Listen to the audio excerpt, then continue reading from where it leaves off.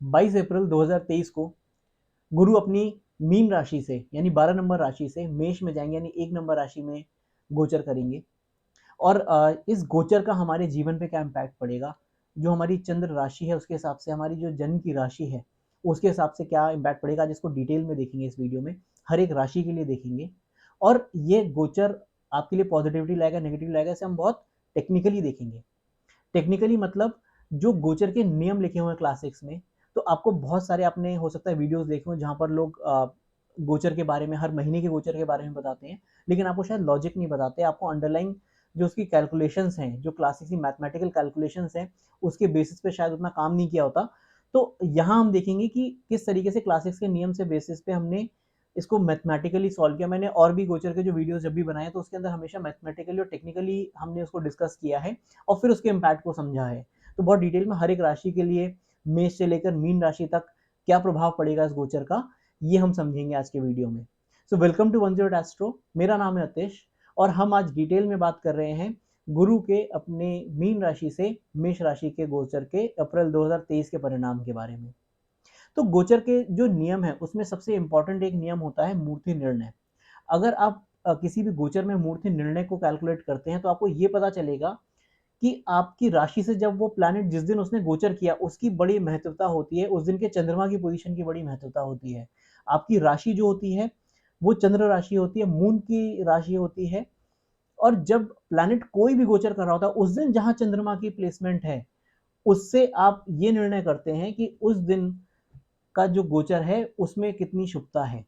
उसके अलावा नैसर्गिक यानी जेनरिक शुभता भी देखते हैं कि वो प्लैनेट आपकी राशि से वो जितने डिस्टेंस पर गया है उसकी शुभता अशुभता को देखा जाता है।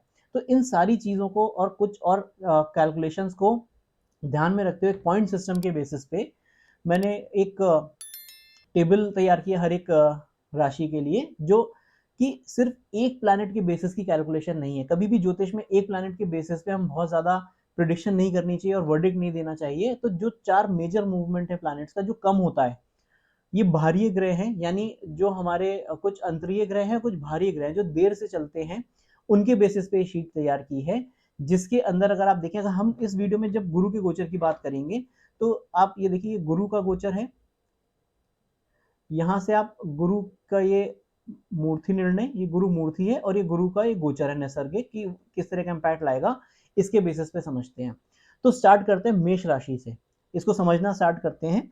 तो मेष राशि वालों के लिए किस तरह का इम्पैक्ट लेकर आ रहा है ये गोचर।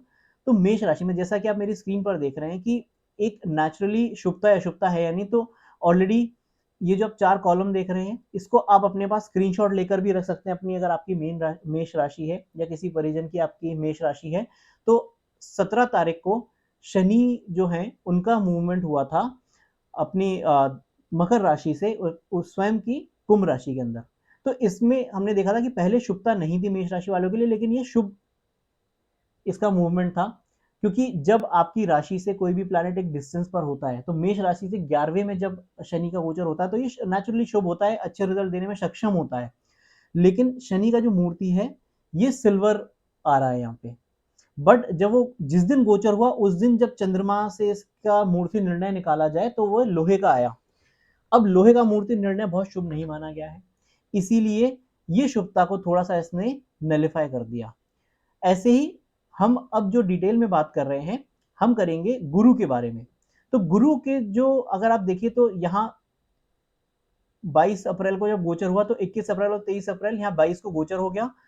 सो ना इसके शुभता अशुभता में अंतर आया, क्योंकि गुरु कहाँ पर है, मेष राशि के अंदर ही है।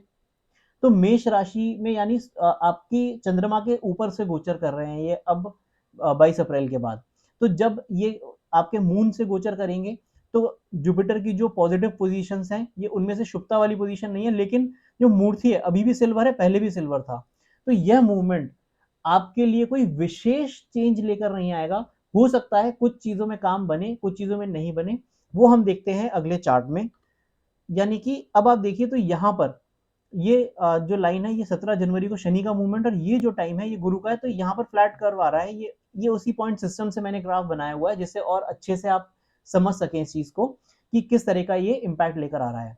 सो यहाँ पर ये ओवरऑल उतना ही शुभ और अशुभ है, लेकिन अब क्योंकि चंद्रमा के ऊपर से गोचर कर रहा है, तो आप नई चीजों में जब आप हो सकता है आपका मन करे, तो अब आप इसका भी स्क्रीनशॉट लेके रख सकते हैं कि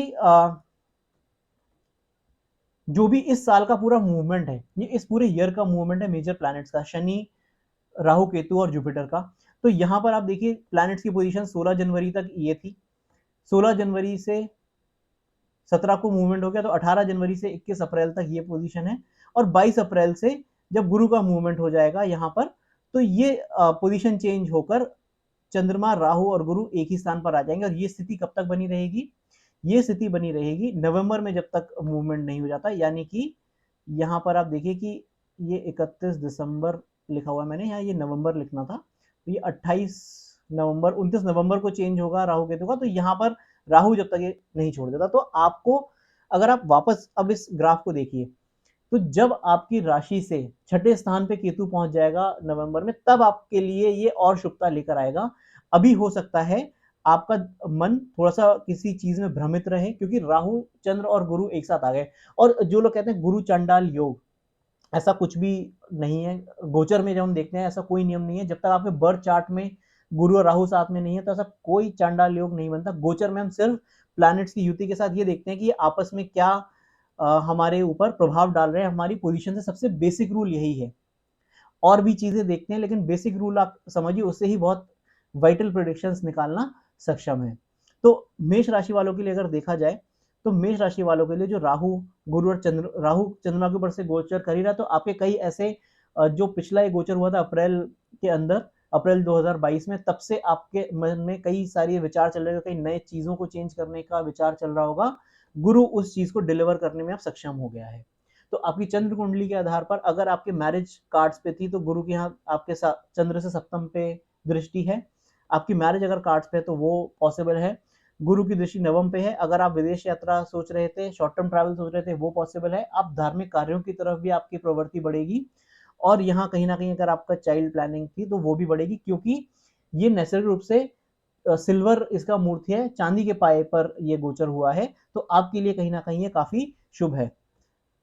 शनि की दृष्टि चंद्र पर है, और ये 17 जनवरी से है, तो कहीं ना कहीं ये मन को भ्रमित करेगा। तो आपको करना क्या चाहिए? आपको अपने जो भी डिसीजन है बहुत सोच समझ कर लें। जल्दबाजी में कोई भी डिसीजन मेकिंग नहीं करनी चाहिए ऐसे में, जब इस तरीके का चंद्र के ऊपर दो प्लैनेट है और तीसरे की दृष्टि आ रही है आपके चार्ट के अंदर, जो आपका गोचर का चार्ट है।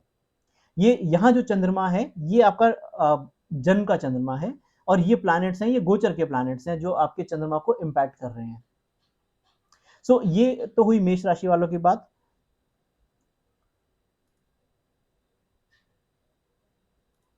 अब बात करते हैं वृष राशि वालों के बारे में। तो वृष राशि वालों के लिए सबसे पहले मूर्ति निर्णय समझते हैं। जैसा कि हमने मेष में समझाया, तो अगर आप डायरेक्टली इस पॉइंट तक वृष तक देख रहे हैं, तो एक बार मेष वाला आप पोर्शन जरूर देखिए, शुरू से वीडियो मेष तक देखिए, जिससे आपको एक ये समझ में आएगा कि हम किस चीज की बात कर रहे हैं। बट ब्रीफ में बता दूं, गोचर यहाँ पर आपका जो है पहले शुभ था। वृष राशि जो गुरु की पोजीशन थी आपके जन्म के चंद्रमा से, वो अभी तक शुभ थी, लेकिन अब ये नैसर्गिक रूप से शुभ नहीं बची। यहाँ शुभता वो नहीं है उस पोजीशन की जनरिक। तो पिछले एक साल में जो आपको नेचुरल सपोर्ट था जुपिटर का, वो नहीं है। लेकिन क्योंकि ये जब मूवमेंट हुआ था, तो ये लोहे के पाए पे हुआ था, तो इसने शुभता को थोड़ा सा बैलेंस आउट कर दिया था। उतने शुभ रिजल्ट देने में सक्षम नहीं बचा था जुपिटर। अब यहाँ पर जो मूर्ति निर्णय है, वो सोने का है, जिसे बेस्ट माना गया क्लासिक्स के हिसाब से। तो यानी कि यहाँ पर आपके लिए ये एकदम शुभाशुभ मूवमेंट है। आपके रुके हुए काम बनना स्टार्ट हो जाएंगे। और जैसा कि हमने कहा कि आप इस चार्ट का स्क्रीनशॉट लेके रख सकते हैं। ये पूरा ईयर का मूवमेंट है, कौन सा प्लैनेट कब मूव कर रहा है और उसका किस तरह का मूर्ति निर्णय है। अगर आपको इस टॉपिक में इंटरेस्ट है, आप इसे जरूर रखिए अपने पास। और इसके बेसिस पे पॉइंट सिस्टम से जो हमने ग्राफ बनाया, तो वृष राशि वालों के लिए भी ये मूवमेंट बहुत ज्यादा चेंजेस नहीं ला रहा, क्योंकि मूर्ति निर्णय तो हमारा सुधरा, लेकिन जो जेनरिक पॉजिटिविटी थी, वो जुपिटर की नेचुरल बेनिफिक पोजीशन नहीं है, नेचुरल शुभ पोजीशन नहीं है। तो आपको भी वेट करना पड़ेगा जब राहु केतु का मूवमेंट हो जाएगा आपके चार्ट के अनुसार, तब आपको और अच्छे रिजल्ट देने में सक्षम हो जाएगा। अब देखते हैं कि किस तरीके का ये मूवमेंट हमारे चार्ट कैसा दिखेगा। तो ये पूरे ईयर का चार्ट है। आप इसको अगेन यहाँ पर ये अगेन 29 नवंबर से मान लीजिए 29 नवंबर है ये, जब ये राहु केतु का मूवमेंट हो जाएगा। तो आप यहाँ देखिए कि हम ये देखेंगे कि जब जुपिटर का मूवमेंट नहीं हुआ था तो ये आपकी चंद्र राशि से 11वें पे था, तो लाभकारी स्थान में था, और अब ये आपके 12वें में है, और ये राहु के साथ जो युति हो रही है वो तो नेचुरली सबके लिए हो रही है, बट ये 12वें भाव में कहीं ना कहीं जुपिटर आपके कुंडली के आ गया, तो इसका जो दृष्टि है वो यहाँ आई, छठे स्थान पर आई और आपके 8वें स्थान पर आई। इसका मतलब क्या हुआ? पहली चीज तो ये नेचुरली शुभ है, नेचुरली शुभ है मतलब चंद्र से 12वें स्थान पर है, आपको अपनी हेल्थ का ध्यान रखना पड़ सकता है। जो मूर्ति है वो गोल्ड है तो नेचुरली शुभ गया, बट ये जो जेनरिक पोजीशन है वो उतनी पॉजिटिव नहीं है, तो आपको हेल्थ का ध्यान रखना पड़ेगा। राहु ऑलरेडी 12वें भाव में, गुरु है तो अपने खान पान का विशेष ध्यान रखिए। प्लस जो दृष्टि है जुपिटर की, ये आपको अगर आपके घर प्रॉपर्टी व्हीकल या कोई लग्जरी आइटम से रिलेटेड काम है ये वहां हेल्प करेगा। इस वीडियो में हम सिर्फ जुपिटर की बात कर रहे हैं, अगर आप देखें तो यहाँ पर शनि की पोजीशन भी है, केतु राहु की भी है, ये भी आपको कंसिडर करनी चाहिए, एक प्लैनेट के बेस पे हमेशा नहीं देखना चाहिए।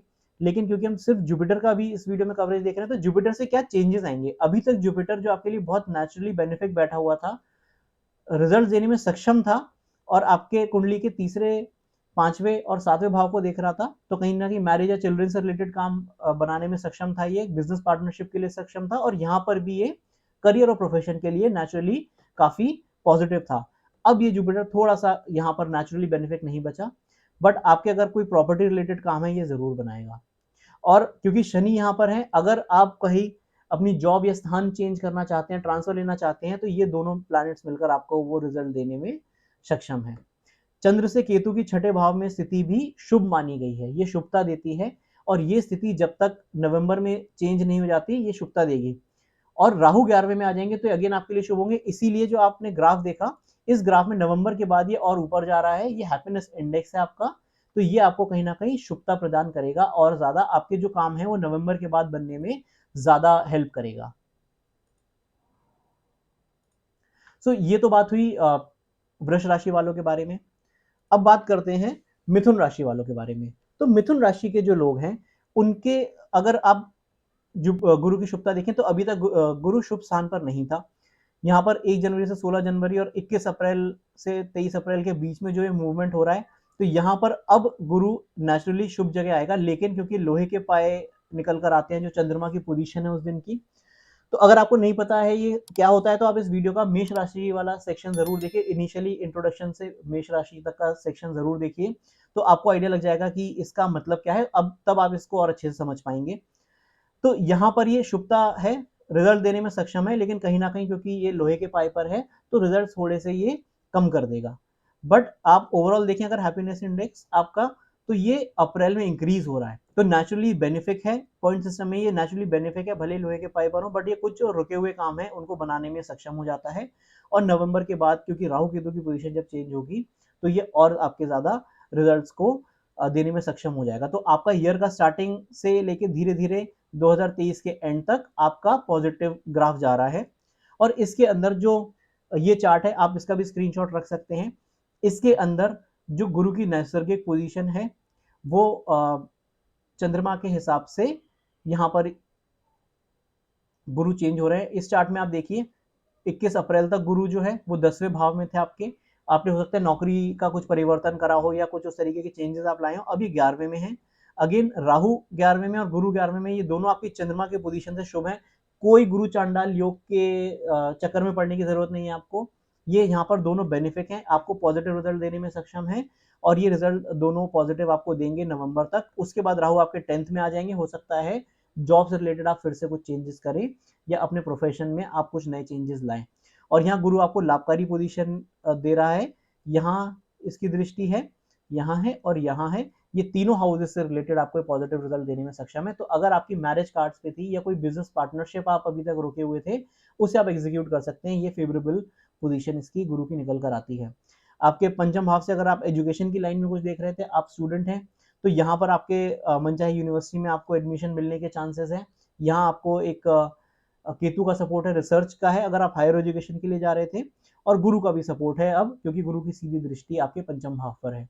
तो ये ओवरऑल कहा जाए तो मेष राशि वालों के लिए, वृष राशि वालों के लिए और मिथुन राशि वालों के लिए गोचर शुभता लेकर आ रहा है, कहीं ना कहीं पॉजिटिव रिजल्ट्स लेकर आ रहा है। अब बात करते हैं कर्क राशि वालों की। तो कर्क राशि में फिर से हम देखें, गुरु का अभी तक मूवमेंट शुभ था, ये जो पोजीशन थी इसकी ये शुभ थी, बट अब ये शुभता नहीं बचेगी। पाए जो थे, जो हमारा मूर्ति निर्णय था वो चांदी का था, और अब ये गोल्ड का हो जाएगा, तो ये भी प्लस हुआ हमारे लिए, तो इसने भी नेचुरली शुभता दे दी। और ये जो मूवमेंट है इसके बाद हम देखते हैं कि आपका ग्राफ कैसा बना। तो ये आपका 21 अप्रैल को जो गुरु का मूवमेंट है, तो यहाँ पर ये चेंज हो गया। ऐसे आप बाकी उसके लिए देख सकते हैं। और आपको नहीं पता मूर्ति निर्णय क्या होता है, आप इसका मेष राशि वाला सेक्शन देखिए और उससे आपको समझ में आएगा कि उसमें मैंने डिटेल में समझाया। आप इंट्रोडक्शन देखिए और मेष राशि का सेक्शन देखिए, वहां मूर्ति निर्णय के बारे में डिटेल में समझाया हुआ है। सो शनि का मूवमेंट जो हुआ था वो ये यहाँ पर मूवमेंट हुआ था, और राहु केतु का मूवमेंट जो है साल के एंड में होगा। तो ये पूरा ईयर का कैप्चर है, 4 जो मेजर प्लैनेट्स हैं उनके हिसाब से प्रेडिक्शन हम यहाँ पर देख रहे हैं। सो ये जो अगर कर्क राशि का देखिए तो यहाँ पर बहुत ज्यादा पॉजिटिव मूवमेंट नहीं है। ये मूवमेंट आप देखिए, साल की स्टार्टिंग तो अच्छी हुई, बट ये धीरे धीरे नीचे जा रहा है, तो बहुत शुभ मूवमेंट नहीं कहा जाएगा। इस साल बहुत धैर्य रखने की आपको जरूरत है, बहुत ज्यादा पेशेंस रखना पड़ेगा आपको जो भी काम करना है। और अगर आप कोई नई चीज पे काम करना चाह रहे हैं, उसको आप थोड़ा सा होल्ड कर सकते हैं, और आपको धार्मिक चीजों की तरफ अपना पोटेंशियल और एक्सप्लोर करना चाहिए, स्पिरिचुअल चीजों की तरफ करना चाहिए, और मेडिटेशन या किसी धर्म कार्यों में अपना टाइम और समय देना चाहिए। जैसे कि आप अब ये देख रहे हैं ग्राफ, तो ये यहाँ पर पूरे साल के 4 चार्ट्स हैं जहाँ पर मेजर 4 प्लैनेट्स का गोचर कैप्चर किया हुआ है। तो यहाँ 21 अप्रैल तक गुरु आपके चंद्र कुंडली से नवम भाव में थे, और अब यही गुरु आपके कुंडली के दशम भाव में आ जाएंगे। तो यहाँ पर नेचुरली ये बहुत शुभ मूवमेंट नहीं है। तो आपके जॉब से रिलेटेड आपको कुछ समस्याएं ये क्रिएट कर सकता है जुपिटर यहाँ बैठकर। आपको हो सकता है कुछ ऐसी चीजों को अभी सामना करना पड़े जिसमें आपके सम्मान को थोड़ा सा ठेस पहुंचे, क्योंकि यहाँ राहु भी ऑलरेडी है और गुरु भी ऑलरेडी है। आप अपनी जॉब भी चेंज कर सकते हैं। गुरु की दृष्टि आपके दूसरे भाव पर है, चौथे भाव पर है गोचर की, और यहाँ आपके छठे भाव पर है। आपकी इनकम भी राइज हो सकती है अगर आप जॉब चेंज करेंगे, लेकिन आपको धैर्य रखना पड़ेगा। बहुत सेटिस्फैक्ट्री चीजें मिलना, लग्जरी आइटम्स में आपका एक्सपेंडिचर आपको रोकना चाहिए। फोर्थ हाउस पे जुपिटर की दृष्टि है, केतु यहाँ ऑलरेडी है। फोर्थ हाउस से रिलेटेड चीजें जो होती हैं, आपका घर हो गया, गाड़ी हो गई, प्रॉपर्टी रिलेटेड चीज हो गई, लोन लेना, स्पेशली आपको लोन लेने से बचना चाहिए, क्योंकि इस टाइम आपको लोन अगर लेंगे तो हो सकता है आपको उसको पे करने में दिक्कत आए, हो सकता है आपको उसमें कुछ चीज़ों का बहुत टफ सिचुएशंस का सामना करना पड़े, और आपके ऑफिस में भी आपको टफ सिचुएशन का सामना करना पड़े, क्योंकि शनि की दृष्टि ऑलरेडी आपके दशम पर आ रही है गोचरवश। तो ये आपको इन चीज़ों का ध्यान रखना चाहिए। ये स्थिति सुधरेगी जब आपका नवंबर में राहु आपके 9th हाउस में आ जाएंगे गोचर में, और केतु आपके 3rd हाउस में आ जाएंगे गोचर में, तब आपकी स्थिति में सुधार आएगा। क्योंकि केतु या 3rd हाउस में नेचुरली जब चंद्र कुंडली से 3rd हाउस में आते हैं तो ये नेचुरली अच्छे बेनिफिट देने में सक्षम होते हैं, और आपके 10th हाउस से भी राहु का गोचर हट जाएगा, तब आपको ये नेचुरली अच्छे रिजल्ट देगा। सो बात करते हैं सिंह राशि वालों की।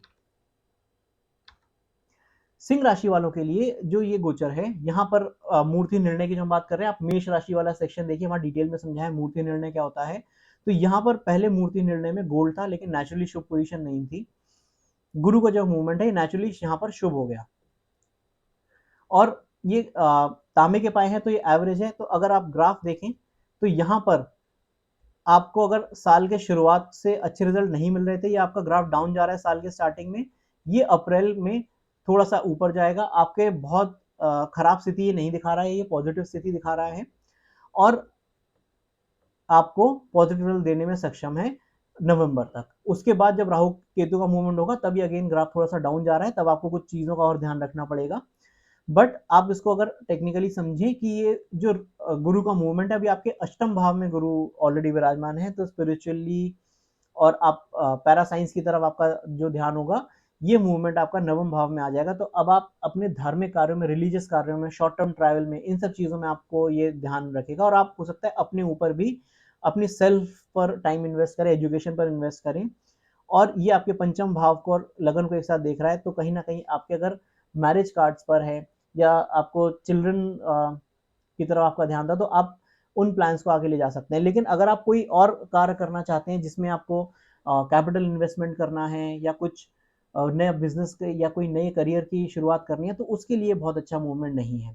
ये आपके हायर एजुकेशन के लिए भी अच्छा है। अगर आप हायर एजुकेशन देख रहे थे तो अभी तक जो आपका काम रुका हुआ था, ये उस काम को बनाने में सक्षम है। तो ये पूरे साल के चार्ट्स हैं। शनि का मूवमेंट 16 जनवरी को हुआ था, 17 जनवरी को सॉरी, तो ये मूवमेंट यहाँ कैप्चर्ड है। उसके बाद ये शनि का मूवमेंट हुआ था। ऐसे राहु केतु का मूवमेंट जब नवंबर में होगा तो ये वो स्थिति बता रहा है। तो आप इसका भी स्क्रीनशॉट लेके रख सकते हैं, आपको ये भविष्य में काम आ सकता है कि कौन सा प्लैनेट आपके किस भाव में गोचर करेगा इस पूरे साल। ये मेजर प्लैनेट्स की हम बात कर रहे हैं। जो हर महीने हर 15-20 दिन में कोई प्लैनेट अगर चेंज हो रहा है तो उसको कैप्चर नहीं किया, उसको कैप्चर करना, उसके बारे में बार बार सोचना भी आई थिंक बहुत ज़्यादा ओवरहेड हो जाता है। तो उतना हमें करना चाहिए जो एक सामान्य स्थिति हमें पता चले किसी भी चार्ट से। कन्या राशि का जो गोचर है ये कन्या राशि के लिए भी शुभता ला रहा है। कैसे? नैसर्गिक रूप से तो कन्या राशि के लिए गुरु का मूवमेंट शुभ जगह था, लेकिन ये क्योंकि लोहे के पाए पर था तो इसने बहुत अच्छे रिजल्ट्स नहीं दिए। वो भी हम देखते हैं अभी कैसे अच्छे रिजल्ट नहीं दिए। बट अब ये शुभ नहीं है, बट क्योंकि चांदी के मूर्ति निर्णय है तो ये अच्छे रिजल्ट देने में फिर भी सक्षम है आपके चार्ट में। और ये पूरे ईयर का सारे जो 4 प्लैनेट्स की हम बात करें उसका ये मूर्ति निर्णय है। अगर आपको नहीं पता मूर्ति निर्णय क्या है, आप अगेन मेष राशि वाला सेक्शन देखिए, उसके अंदर आपको डिटेल में मैंने समझाया हुआ है इस वीडियो के कि मूर्ति निर्णय का क्या मतलब होता है। तो अब वो देखकर आपको और अच्छे समझ में आएगा। तो अगर आप इसको पॉइंट सिस्टम देकर मैंने जो ग्राफ जनरेट किया तो साल के शुरुआत से कन्या राशि वालों के लिए पॉजिटिविटी थी, बट अब थोड़ी इसमें कमी आएगी क्योंकि नैसर्गिक रूप से शुभ नहीं बचा है गोचर। तो यहाँ पर स्थिति सामान्य से कुछ कम होगी, तो आपको थोड़ा सा पेशेंस रखना पड़ेगा नवंबर तक। बट उसके बाद जब राहु केतु का मूवमेंट होगा तब फिर से आपकी स्थिति में उछाल आएगा। तो अगर हम इसको टेक्निकली देखें तो यहाँ पर चंद्र कुंडली के हिसाब से गुरु आपके सप्तम भाव में थे और 22 अप्रैल को ये अष्टम भाव में चले जाएंगे। अष्टम भाव में आप स्पिरिचुअली जो चीजें करना चाहते हैं, जो आपको पैरा साइंस या आपको किसी रिसर्च में कुछ करना है तो उसके लिए तो शुभ है। लेकिन ये आपके 12वें भाव पर दृष्टि रख रहा है, सेकंड पर रख रहा है। हो सकता है आपके संचित धन में चेंजेस आए, बढ़ोतरी हो, लेकिन ये आपका खर्चा भी कराएगा। आप हो सकता है अपने कुछ प्रॉपर्टी रिलेटेड इन्वेस्टमेंट करें, उसमें भी आपको ध्यान रखना चाहिए। लोन लेने से बचना चाहिए क्योंकि गुरु अष्टम भाव में राहु के साथ है। तो हो सकता है थोड़ा ऑब्सेशन आपके अंदर आ जाए किसी लग्जरी आइटम का या किसी बड़ी चीज का जिसको आपको नहीं लेना चाहिए। तो उससे आपको बचना चाहिए। धैर्य पूर्वक आप डिसीजन लीजिए। अपनी हेल्थ का भी ध्यान रखिए, किसी लंबी चलने वाली बीमारी से भी आपको बच के रहना चाहिए। लेकिन एक बात जो अच्छी है, क्योंकि शनि यहाँ पर अभी आपके छठे भाव में है तो ऑलरेडी ये आपको शुभता दे रहे हैं। शनि अगर चंद्र से छठे भाव में आ जाते हैं जब गोचर में तो ये पॉजिटिविटी दे रहे हैं। तो पॉजिटिव आपको रिजल्ट मिलने में ये केपेबल है। और आपको शनि के जो मूवमेंट है, राहु का जो मूवमेंट है नवंबर में, ये जब मूवमेंट हो जाएगा तभी आपको और ज्यादा शुभ रिजल्ट देने में सक्षम हो जाएगा ये। तो अब बात करते हैं तुला राशि वालों के बारे में। तो तुला राशि के लिए जो ये गोचर है, ये गुरु का जो मूर्ति है यहाँ पर नैसर्गिक शुभ नहीं था, लेकिन अब ये शुभ हो रहा है क्योंकि जो चंद्रमा से पोजीशन गुरु की आपके आ रही है वो शुभ है। लेकिन क्योंकि उस दिन का जो चंद्रमा की पोजीशन है उससे जो मूर्ति है वो लोहे के निकल कर आ रहे हैं, तो ये शुभता में थोड़ी कमी आएगी। और ये गोचर आपके लिए अगर ग्राफ देखा जाए तो ये आपके लिए बिल्कुल सेम रिजल्ट देगा, क्योंकि पोटेंशियल है, पोटेंशियल बहुत ज्यादा डिलीवर नहीं होगा। पहले पोटेंशियल नहीं था लेकिन कोई नुकसान नहीं था। तो ओवरऑल आपके लिए नवंबर तक सेम स्थिति बनी रहेगी जैसी पहले थी। साल के स्टार्टिंग में हो सकता है कोई शुभता आई हो, लेकिन आप नवंबर के बाद ये आपको फिर से अच्छे रिजल्ट देने में सक्षम हो जाएगा। तो इस केस में अगर आप देखिए तो आपका जो ये गुरु का मूवमेंट है यहाँ पर छठे भाव में था गुरु, अब आपके सप्तम में आ जाएगा। तो नेचुरली शुभ लोकेशन, अगर आपकी शादी या मैरिज कार्ड्स पे थी तो ये जरूर इस टाइम होगी, क्योंकि राहु भी सप्तम में है, गुरु भी सप्तम में है, ये जरूर आपको मैरिज दे सकते हैं। प्लस गुरु भी तो इसलिए 11th हाउस पे, सेल्फ के हाउस पे और थर्ड हाउस पे है। ये तीनों भाव आपकी पर्सनालिटी को, आपके लाभ को दर्शाते हैं। तो यहाँ पर कहीं ना कहीं गुरु आपको अच्छे रिजल्ट देगा। अगर आप कोई बिजनेस में एक्सपेंशन करना चाहते हैं, कहीं से आपको धन आने की उम्मीद है तो वो मिलेगा। शनि की दृष्टि भी आपके सप्तम पे, तो जिन लोगों की मैरिज का सीन है या फिर कोई नई बिजनेस पार्टनरशिप का सीन है, तो ये बहुत स्ट्रॉन्ग इंडिकेटर है इन तीनों प्लैनेट्स का, क्योंकि 7th हाउस आपका बहुत एक्टिवेट हो रहा है। आपका ये चतुर्थ से चतुर्थ है, भावत भावम भी है चतुर्थ का। तो किसी लग्जरी आइटम पे हो सकता है आप अपनी गाड़ी चेंज करके और बड़ी गाड़ी ले लें, घर शिफ्ट करके और बड़े घर में शिफ्ट हो जाएं, तो ये उस तरह का रिजल्ट देगा। लेकिन आपको धैर्य रखना होगा। हो सकता है आप जल्दीबाजी में ऐसी चीज ना लें जिसे आप बाद में रिग्रेट करें और उसको आपको अफसोस हो। और नवंबर में जब आपके राहु की स्थिति यहाँ से मूवमेंट होकर छठे भाव में आ जाएगा तो ये और शुभ हो जाएगी। तब आपको ये और स्ट्रॉन्ग कॉम्पिटेटिव एज देने में सक्षम हो जाएगा ये पर्टिकुलर गोचर। अगर वृश्चिक राशि वालों की बात करें तो वृश्चिक राशि वालों के लिए गुरु का जो मूर्ति निर्णय है वो थ्रू आउट कॉपर है। शुभता थी, अब शुभता में थोड़ी कमी आ रही है। और बाकी प्लैनेट्स का भी जो मूर्ति निर्णय है, जो बाकी प्लैनेट्स की शुभता है, इसका अगर आप इसको ग्राफिकली देखें तो ओवरऑल वृश्चिक राशि वालों के लिए भी कोई बहुत अच्छी स्थिति नहीं है। धीरे धीरे ग्राफ डाउन जा रहा है, बहुत पेशेंस रखने की ज़रूरत रहेगी इस साल। और आपका जो साल की स्टार्टिंग थी वो बहुत अच्छी हुई थी, बट उसके बाद जो शनि का मूवमेंट है, जुपिटर का मूवमेंट है और जो राहु केतु का मूवमेंट है, तो आपको अपने जीवन में कई चीज़ों में धैर्य रखना पड़ेगा। तो अगर आप देखें तो यहाँ पंचम भाव में गुरु था जो कि छठे भाव में आ जाएगा। छठे भाव में जो गुरु चंद्र कुंडली से देखा जाता है, चंद्रमा से पोजीशन है, ये बहुत शुभ पोजीशन नहीं है। और राहु यहाँ है, ये यहाँ शुभ रिजल्ट देने में सक्षम है, तो कुछ ये बैलेंस आउट कर रहा है इस चीज़ को। शनि का मूवमेंट भी बहुत अच्छा नहीं है। और ये जो स्थिति है, यहाँ थोड़े राहु की पोजीशन गलत लिखी हुई है, इसको मैं ठीक कर देता हूँ। तो राहु जब यहाँ पर आ जाएंगे और केतु यहाँ आ जाएंगे, ये मैंने विपरीत लिख दिया इसमें। राहु जब पंचम में आ जाएंगे तो ये स्थिति और थोड़ी खराब होगी, क्योंकि पंचम में राहु चंद्रमा से जब गोचर में होते हैं तो बहुत शुभ रिजल्ट नहीं देते। तो इस स्थिति को आपको देखना चाहिए, आपको व्यर्थ खर्चों से बढ़ना चाहिए, आपको अपनी हेल्थ का भी बहुत ध्यान रखना चाहिए और अपनी वेल्थ का भी ध्यान रखना चाहिए। और यहाँ पर गुरु की जो दृष्टि है वो आपके कर्म पर भी है, तो कर्म से रिलेटेड, आपके प्रोफेशन से रिलेटेड आप चेंजेस कर सकते हैं, बट आप बहुत उम्मीद मत रखिए कि बहुत ड्रास्टिक चेंजेस लाएगा, क्योंकि नैसर्गिक रूप से बहुत शुभ रिजल्ट नहीं दे रहा गुरु का गोचर आपको। ओवरऑल वृश्चिक राशि वालों के लिए बहुत शुभ नहीं है मूवमेंट, और ओवरऑल पूरे साल में बाकी प्लैनेट्स को भी कंसिडर किया जाए तो बहुत धैर्य रखने की नीड है। अब बात करते हैं धनु राशि वालों के लिए। तो यहाँ पर आप देखिए, धनु राशि वालों के लिए ये मूवमेंट सबसे अच्छा है, क्योंकि धनु राशि में पहले नैसर्गिक शुभ नहीं था और चांदी के पाए थे, चांदी का मूर्ति निर्णय था। यहाँ पर शुभ भी हो गया जेनरिक मूवमेंट, और सोने के मूर्ति निर्णय है, सोने का मूर्ति है। तो यहाँ पर अगर आप ग्राफिकली बात, और अगर आपको नहीं पता कि मूर्ति क्या है, तो इस वीडियो का आप इंट्रोडक्शन और मेष राशि वाला सेक्शन देखिए, तो वहां मैंने डिटेल में समझाया है कि मूर्ति निर्णय क्या होता है। तो आपको समझ में आएगा कि मूर्ति निर्णय को देखना बहुत जरूरी होता है किसी भी गोचर में, उसके बिना प्रेडिक्शन नहीं करनी चाहिए। अगर आप धनु राशि वालों को देखें तो अभी तक फ्लैट चल रहा था, जैसा था वैसी स्थिति चल रही थी साल की, बट अब एकदम से चेंज आएगा 22 अप्रैल के बाद, क्योंकि जुपिटर अपनी कृपा देने में पूर्णतः सक्षम हो जाएंगे और ये साल के एंड तक लगभग सेम स्थिति रहेगी। तो आपको धनु राशि वालों के लिए अगर मूवमेंट को डिकोड किया जाए तो अभी तक चौथे भाव में गुरु थे, पंचम में आ जाएंगे। अगर आप अपने एजुकेशनली कुछ सोच रहे थे तो यहाँ राहु का मूवमेंट बहुत अच्छा नहीं था, हो सकता है कुछ आपको हिंड्रेंसेस आ रहे हो पिछले अप्रैल से। इस साल आपके चांसेस स्ट्रांग है किसी भी कंपटीशन में को निकालकर किसी नई एजुकेशन, ग्रेजुएशन, पोस्ट ग्रेजुएशन, जो जिन लोगों का वो कार्ड्स पर है, उसको परस्यू करने में। प्लस आपका जो 9th हाउस है वो एक्टिवेट हो रहा है, 11th हाउस एक्टिवेट हो रहा है और लगन एक्टिवेट हो रहा है। तो ये तीनों शुभ भाव हैं। पंचम भाव में गुरु यहाँ पर आपको काफी शुभ रिजल्ट दे रहे हैं। शनि ऑलरेडी अच्छी पोजीशन पे है चंद्रमा से, और पूरे साल ही स्थिति बनी रहेगी। तो ओवरऑल अगर आपको कोई भी, जहां पर भी आप जिस किसी भी नए चीज में हाथ डालेंगे, वो आपके काम नेचुरली बनने चाहिए। स्वास्थ्य का भी आपको विशेष कोई समस्या इस ड्यूरेशन में आने की संभावना नहीं है।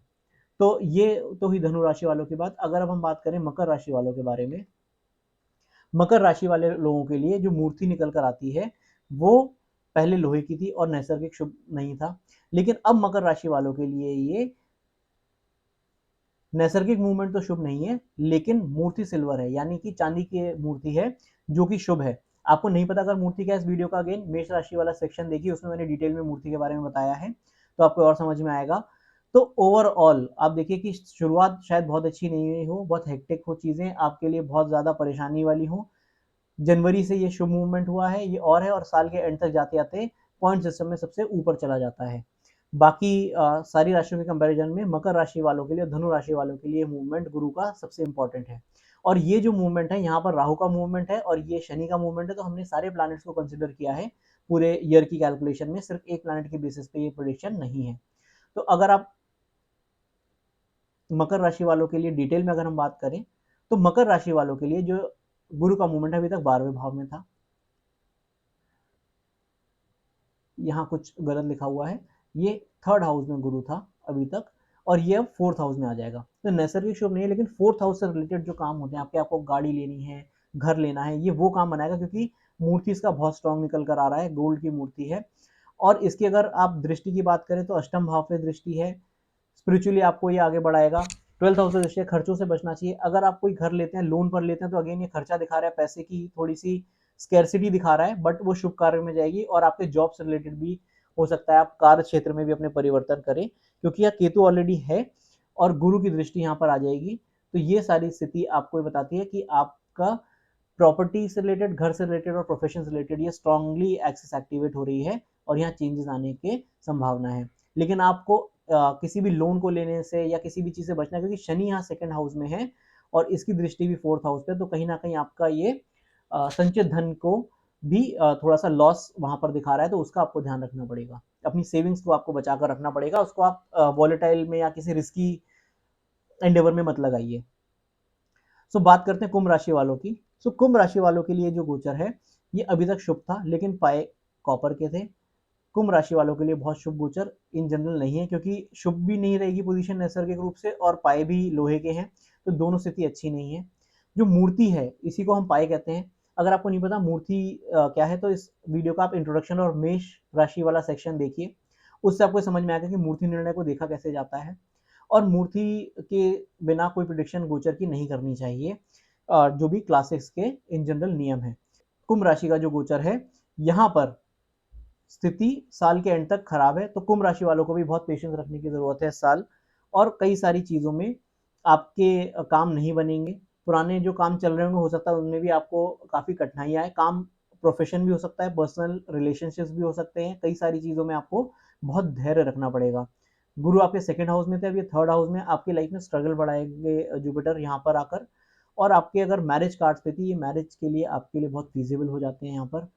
और ये 7वीं दृष्टि भाग्य के स्थान पर है और 11वें स्थान पर है, तो कहीं ना कहीं भाग्य और मैरिज रिलेटेड ये चीजें बनाएंगे। बट क्योंकि नैसर्गिक मूवमेंट के जो मूर्तियां बहुत अच्छी नहीं है, तो काम बनने में स्ट्रगल आएगा, आपको हो सकता है कुछ रोड ब्लॉक्स का सामना करना पड़े, जो समय के साथ सॉल्व हो जाए।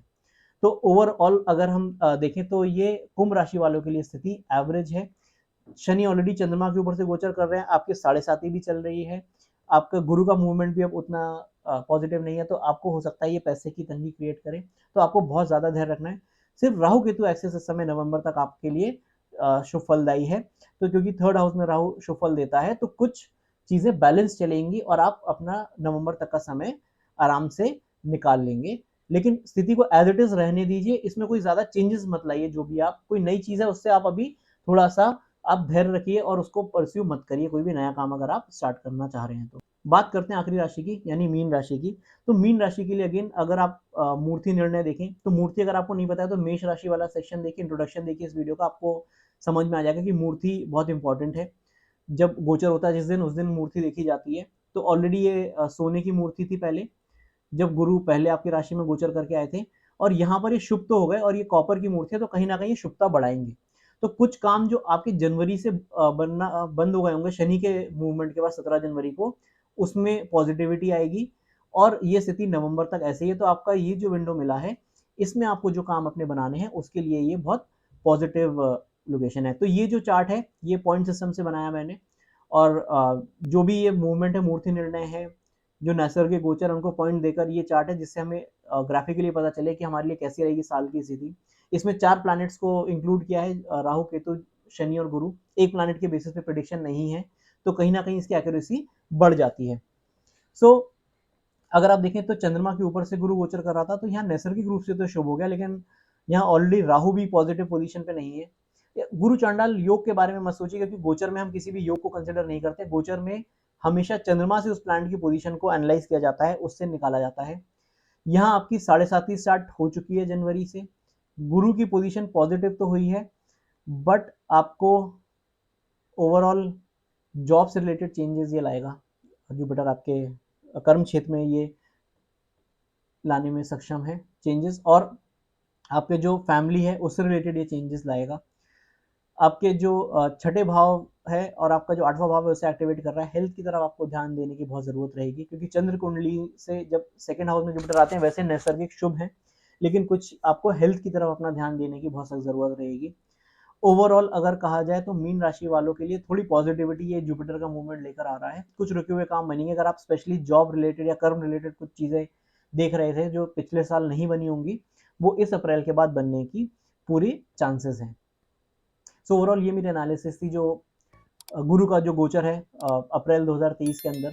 आई होप आपको ये वीडियो अच्छा लगा होगा। इसे लाइक ज़रूर करिए। पूरे कंटेंट को बनाने में जो एफर्ट लगता है, जो मेहनत लगती है, ये उसको जस्टिफाई करता है आपका हर एक लाइक और हर एक कमेंट कि आपको कैसा लगा। ज़रूर बताइए, इसे शेयर करिए लोगों के साथ जो सिर्फ ऐसी प्रिडिक्शंस को देख लेते हैं मार्केट में जिनका लॉजिक कोई नहीं बताता कि अंडरलाइंग लॉजिक क्या है। जल्द मिलेंगे ज्योतिष से जुड़े हुए नए टॉपिक के साथ। तब तक के लिए नमस्कार।